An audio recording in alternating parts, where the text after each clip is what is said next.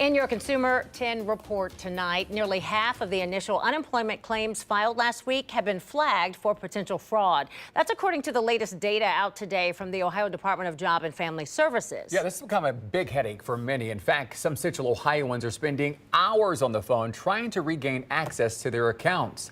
10 TV's Lindsay Mills joining us tonight after speaking to the Ohio Department of Job and Family Services about what's being done to fix this issue. Lindsay. An ODJFS spokesperson tells me they've identified the issue and they've fixed it. The focus now is on all those incoming phone calls. I spoke to one man who says he keeps trying and can't get through. It's frustrating. Brent Grease in Columbus was disconnected after nearly 4 hours of waiting. Last week, ODJFS reported an increase in fraudulent attempts to access the system. Now, more than a week later, phone calls are flooding the system. People like Brent Grease are trying to regain access after getting locked out of their accounts. I don't know what's going on there, and I don't know why there's such an enormous issue with this at the time or now, but I don't know.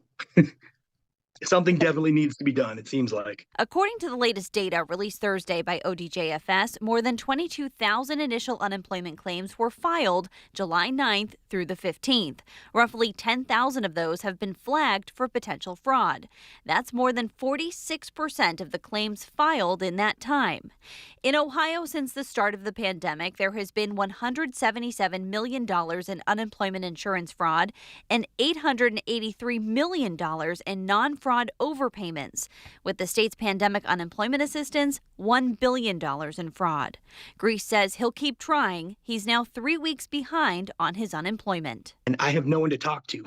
There's no person I can get a hold of. When it comes to the long term, ODJFS says in part, quote, "We are always looking at the nature of ongoing fraud attempts to help better identify and react quickly to them, and also to determine how best to minimize the impact of our anti-fraud measures on legitimate claimants. We'll use learnings from this to help us do that in the future." In downtown Columbus, Lindsay Mills, 10 TV News.